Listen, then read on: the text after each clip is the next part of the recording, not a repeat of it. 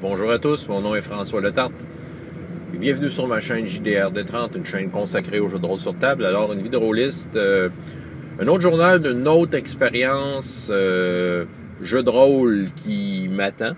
C'est la première vidéo, probablement pas la dernière sur le sujet.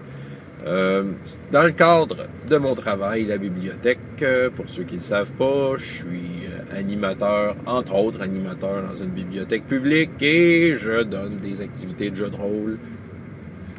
J'en donne pour les enfants. Mais là, je vais avoir un groupe d'adultes. C'est là que je vais vous amener aujourd'hui.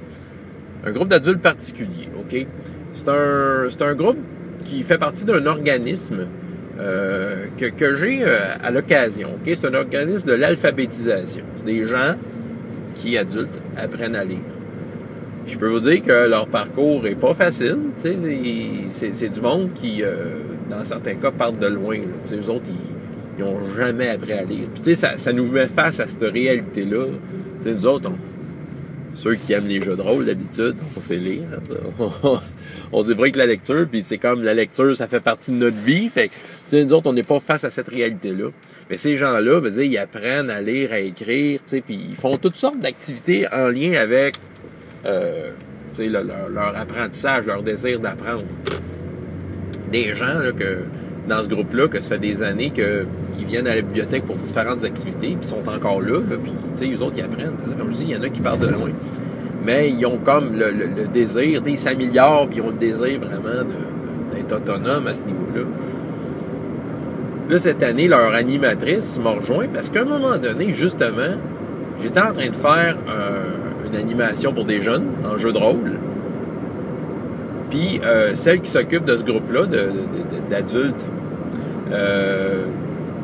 elle m'a vu faire. Elle était là sans son groupe. Elle était là comme à la bibliothèque. Là, puis, on faisait la partie dans la salle d'exposition. Il y a comme une salle qu'on expose des toiles, tout ça. Puis c'était une coïncidence, mais on était là cette fois-là.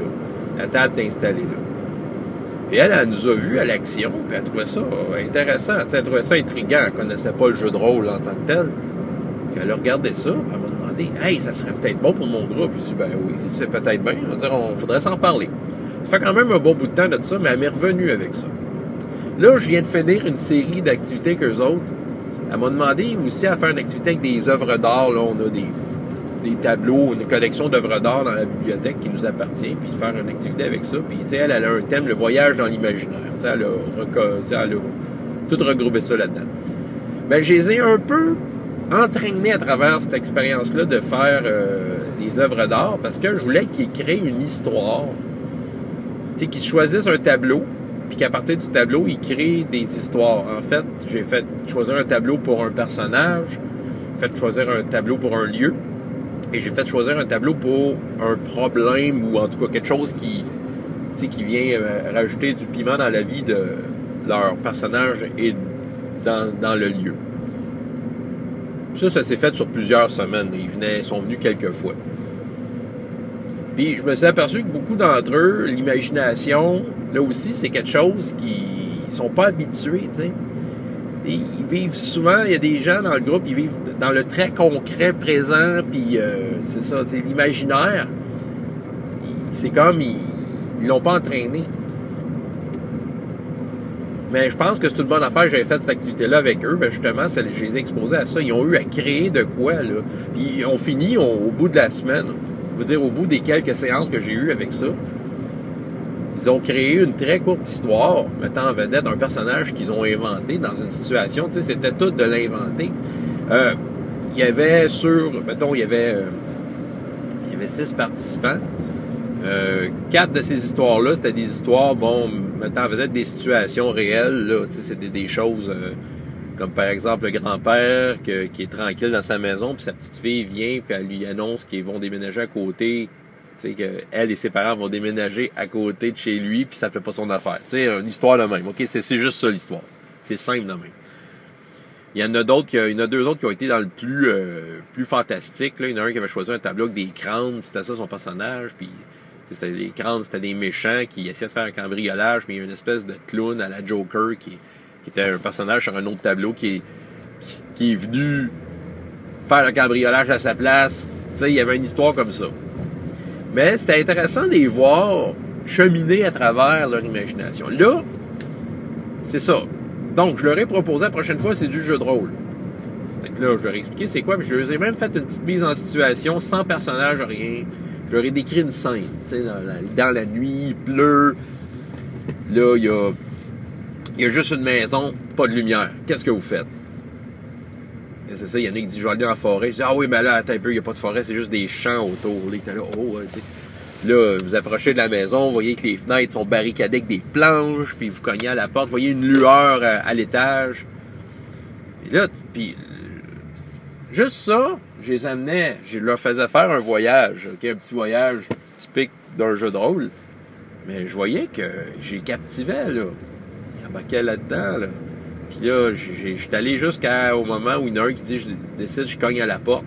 Okay? La porte s'ouvre, il n'y a personne à l'arrière de la porte et il fait noir. J'ai arrêté ça là. Là, j'ai senti que j'ai piqué leur curiosité. Étant donné que là, je sais pas, tu sais, c'est 6 personnes différentes, il y a du monde qui avait des... je leur ai dit, là, c'est comme un jeu de rôle, c'est... Bon, je voulais leur mettre un peu la situation où ils vont faire face à des dangers, tu sais, ça va être comme un film d'action, d'aventure. Fait que je leur ai posé chacun une question. Je leur ai dit, c'est quoi votre film préféré ou série télévisée? En même temps, ça me donnait une idée de chacun des goûts personnels. T'sais. Là, il m'a dit Jumanji. T'sais. Fait que Jumanji, ah ouais, ok. C'est sûr que là, on touche à ça. Il y en a un m'a dit Rapide et dangereux. OK. Une madame m'a dit, ah, moi, j'écoute Top Model. OK. Je travaille avec ça. Il y en a un m'a dit, ah, tu sais, c'est un film, le qu'a vécu, la petite fille, elle a fibrose kystique. Tu sais, le monsieur, très concret. OK. Bon. Tu sais, là, c'est ça. L'autre affaire, c'est que je suis allé me chercher dans les bandes dessinées. Je me souviens plus combien, mais un certain nombre de bandes dessinées représentant différents genres. OK? Puis je suis allé chercher le classique. Je suis allé chercher une bande dessinée. Je me souviens plus c'était quoi le titre, mais ça avait l'air d'une gang de jeunes qui se battaient contre des zombies. Je suis allé chercher une bande dessinée de Percevant. Il y avait une image très évocatrice. On voyait Percevant avec son épée, puis un genre de sorcier. Une bande dessinée de Superman. Une bande dessinée de Star Wars. Je suis allé chercher un western. Je suis allé chercher des choses que je savais qu'il allait avoir de l'action. OK? Juste tester. Puis là, j'ai mis Tintin aussi. Tintin, il peut avoir de l'action. C'est du pulp. Je leur ai mis ça devant eux. Puis je leur ai posé la question. Si vous aviez à en choisir une aujourd'hui, laquelle vous prendriez? Surprenamment, par rapport à la question, c'est quoi votre film préféré, j'ai été surpris de voir à quel point que ceux qui avaient des goûts très terre-à-terre ont choisi Superman. Superman est sorti souvent. Je dirais c'est Superman, Tintin, puis il y en a un qui a choisi le western. Mais déjà ça m'aiguillait. Fait que, tu sais, je leur ai dit, OK, ben probablement qu'on va faire des super-héros. J'ai mis la bande dessinée de Superman, je l'ai mis en avant. On va faire des super-héros. Fait que là, c'est sûr, ça me met en contexte. Ça va être des histoires très simples, OK? Ça va être probablement un peu bac à sable, tu sais, mais je vais quand même les aider dans le jeu. Parce que là, ça va être après, en 2018, quand on va se prendre rendez-vous, on va se voir peut-être 4 ou 5 fois. C'est des séances d'1h30, ça sera pas très long. Je vais prendre le système Bob le Rolliste. Je veux pas leur mettre des systèmes de jeu compliqués, je veux mettre de quoi que sur la feuille, qu'il n'y a pas beaucoup de choses décrites. OK, je veux mettre quelque chose qui, tu sais, je veux les mettre en position de réussite par rapport à leur feuille. Bob le Rolliste, il y a 3 caractéristiques. C'est 1D plus caractéristiques. Il faut avoir 7 ou plus. Je vais peut-être utiliser un peu la méthode tranchon et tracon, c'est-à-dire qu'avant de rouler le dé, je vais déjà dire c'est quoi la conséquence. Je vais probablement faire un système un peu simplifié au niveau des compétences. Tu sais, si je pense que tu es compétent, je vais utiliser le système de tu roules un dé de plus, mais tu gardes le meilleur des deux ou quelque chose comme ça. Tu sais, si tu es désavantagé, tu gardes le moins bon des deux. Tu sais, c'est inspiré de plein de jeux. Justement, Warp que je fais avec RPGS, c'est un peu comme ça que ça marche. Donjons et Dragons 5e édition, on va dire l'avantage, désavantage. Ceux qui ont joué à la 5e édition savent très bien de quoi je parle. Pour les super pouvoirs, probablement que je vais penser à quelque chose, tu sais, pour dire qu'ils sont vraiment compétents, peut-être leur donner des bonus par rapport à leur pouvoir. Je leur ai déjà mis dans l'idée de penser à quel super pouvoir vous auriez. Je leur ai dit, si vous seriez des super-héros, imaginez-vous qu'est-ce que vous seriez capable de faire. Puis je leur ai même dit, essayez de penser à votre costume. Ils trouvaient ça bien drôle, mais je vais mettre l'accent là-dessus. C'est que ça va être du super-héros. Pour satisfaire tout le monde, il va falloir que je regarde un peu les éléments qu'on m'a donnés. Il y en a que, tu sais, ils ont déjà des goûts qui... ils vont nommer des choses qui vont être très faciles à mettre, comme rapide et dangereux. Tu sais, je peux mettre de quoi qui marche dans un monde super-héros. Jumanji, tu sais, ça serait très facile. Pour ce qui est de top modèle, une m'a mentionné Unité 9. C'est une série québécoise. Je pense que c'est des femmes dans une prison. Fait que je vais essayer de voir ce que je peux faire avec ça. Mais c'est intéressant. Pour moi, c'est intéressant comme exercice parce que ça m'expose à... OK, je dois me débrouiller. Je dois apprendre à me débrouiller avec ces éléments-là. C'est comme si on me donnait des ingrédients, qu'on me disait, OK, arrange-toi avec ça. Tu dois faire une partie. Le but de tout ça, et le but de l'animatrice, ce qu'elle m'a dit l'animatrice, c'est que c'est ça, eux autres, ils ont besoin d'avoir leur imagination stimulée. Elle trouvait que ces gens-là, parmi eux, il y en a que ça va, l'imagination, mais tu sais, c'est comme si ils n'auront pas eu la chance d'être stimulés, tu sais, directement. Tu sais, le jeu de rôle, ça te stimule directement l'imagination. C'est pas passif, c'est très actif. Tu sais, puis j'en vois que, tu sais, il y a un monsieur, puis tu sais, ça me touche de le voir.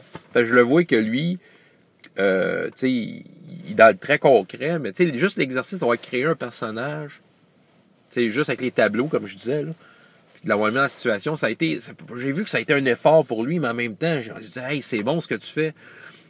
Tu sais, lui, son tableau qu'il avait choisi, lui faisait penser à une personne qui a réellement existé, OK? Il a choisi un tableau, c'est un portrait d'une dame. Puis c'est vrai que quand il me l'a dit, j'ai dit, ben oui, c'est vrai qu'elle y ressemble. C'est une madame qui, peut-être ceux de mon âge vont s'en rappeler, elle passait beaucoup de nouvelles d'une certaine Diane Hébert. Je pense que ça a été... Je me souviens pas ce qu'elle a eu, mais c'est dans les premières à avoir eu une transplantation de quelque chose au Québec, là, OK? Une transplantation d'organes. Elle a été très célèbre à l'époque, faisait des conférences. Elle a malheureusement pas survécu. Tu sais, c'était une maladie. Je sais pas ce qu'elle avait, mais elle avait réussi sa transplantation, puis elle a vécu peut-être 1 an ou 2 après, mais elle a passé aux nouvelles. Mais lui, tu sais, il était très connecté à ça. Puis son personnage, c'est avant même qu'il me dévoile que son inspiration, c'était Diane Hébert. Il l'avait appelée Madame Hébert, mais il l'avait appelée Madame parce qu'il se souvenait pas de son prénom, parce qu'il l'aurait appelée Diane Hébert. Mais là, c'était, tu sais, vous comprenez, là, pour lui, c'était vraiment elle. Mais fallait que je travaille de dire, OK, tu l'as appelée Madame Hébert, mais c'est quelqu'un d'autre. Tu sais, il faut que tu essaies de... Tu sais, j'essayais d'y donner des indices. Il dit, tu sais, dans son histoire, à un moment donné, elle reçoit des fleurs dans l'histoire qu'il a inventée, parce qu'il avait choisi un tableau avec des fleurs, puis il dit, elle est surprise. Il avait arrêté ça là, OK. Mais là, il a fallu voir, OK, elle est surprise. Est-ce qu'elle est contente, elle est pas contente, puis c'est ça. Puis là, il essayait de voir ce que la vraie ferait, puis tu sais, c'était confus. Puis j'ai dit, OK, mais toi, là, tu recevrais des fleurs. Là, j'ai comme ramené à lui. Toi, tu recevrais des fleurs, comment tu réagirais? Là, il nous a expliqué quelque chose. C'est ça, j'essayais de faire en sorte que tu peux t'inspirer de toi, mettre ça dans ton personnage, mais ça devient son histoire à elle. Je sais pas si vous me suivez, là. Mais pour lui, c'était comme... Tu sais, quand tu fais du jeu de rôle, t'es d'habitude, t'es inné, là, tu mets des éléments sur ton personnage, tu y penses pas, puis ça se fait tout seul, mais lui, c'était tout un cheminement. Il a créé un personnage, c'est ça. Mais là, il va faire un super-héros. Mais c'est lui qui avait choisi, entre autres, le bande dessinée western. Fait que, tu sais, je vais comme un peu le stimuler avec des trucs qui m'ont nommé particulièrement. Il y en a d'autres, je le sais, qui vont me sortir de quoi là, dans le groupe, qui ont comme l'imagination plus fertile. Lui, je vais l'amener dans son imagination, à l'épuiser dans des choses qu'il aime. Hey, sérieux, j'ai très hâte. J'ai très hâte, puis ça faisait partie des choses que je voulais faire dans ma vie. OK? Offrir le jeu de rôle à une clientèle différente. Sérieusement, là, je vous le dis de même, là, je vous ouvre ça de même. Je voulais offrir, je l'ai fait pour les enfants, c'est fait. Pour des clientèles qui n'ont pas la chance d'être exposées au jeu de rôle comme eux, qui n'ont pas la chance, que leur imagination a besoin d'être mis en feu, si on veut, là. des personnes âgées. C'est dans mes buts. J'aimerais ça aller dans des résidences de personnes âgées pour leur faire vivre le jeu de rôle. Tu sais, de leur faire incarner des personnages qui ont 20 ans, puis qui ont des épées, puis qui sont... tu sais, leur faire voyager. Un autre... c'est sûr que c'est pas évident, des fois, les personnes à un certain âge... faut que ce soit des personnes qui sont comme... sont là, si on veut. Là, c'est plate à dire, mais... quel autre type de clientèle? Je sais que j'avais un ami qui était quadraplégique. J'ai jamais eu la chance, mais j'avais un projet. C'est maudit temps qui manque. Mais il était quadraplégique. Puis j'avoue que ce qui m'a amené vers True 20. True 20, c'est un jeu de rôle-là, tu fais juste rouler un D20. C'est que lui, il était capable un peu de bouger ses épaules. Fait que je voulais y acheter un gros D20 en mousse. Puis j'avais vraiment la ferme intention de partir une partie avec lui parce que, tu sais, faire de la visite, puis tu sais, de le faire voyager dans son imagination, parce que c'est à peu près tout ce qui restait. De la parole, l'imagination. Tu sais, il faisait toutes sortes de choses dans sa vie par rapport à sa condition, mais tu sais, le jeu de rôle, ça aurait tellement été... Puis tu sais, je veux dire, avec regret, je déclare que j'ai pas eu le temps de faire ça, parce que quand j'ai eu l'idée, c'était une période de ma vie où j'étais très pris. Je veux dire, les enfants, la vraie vie, tu sais, c'est... Mais tu sais, j'aimerais ça. Tu sais, m'ouvrir à des types de clientèle différentes. Puis d'explorer le côté thérapeutique de ça. Il y en a un. C'est-à-dire, il y a le côté ludique. Quand on aime ça, le jeu de rôle, on a du fun, c'est un jeu. Il y a un côté thérapeutique, des fois, qu'on oublie qui est là. Puis que je pense va être très bien. Puis tu sais, je l'ai comme senti auprès des... tu sais, quand j'ai fait ma petite expérience sans faire le personnage, avec la maison, puis la pluie, puis juste voir soudainement l'intérêt, ils me regardaient tous. Puis même ceux que je me disais, ils sont très concrets. Je voyais qu'ils vivaient de quoi, là. Il y avait un stress, pourtant, c'était juste une maison qui était très louche. Il y en a qui disaient, non, on va pas là. Tu sais, il était là. Je sais que ça va être bon. En tout cas, il va y avoir d'autres vidéos. Ça va prendre un certain temps, le temps que la chose se met en place, mais je voulais quand même vous ouvrir vers où que j'allais, vu que je leur en ai parlé cette semaine, puis que, en tout cas, j'ai très hâte de voir ce que ça va faire.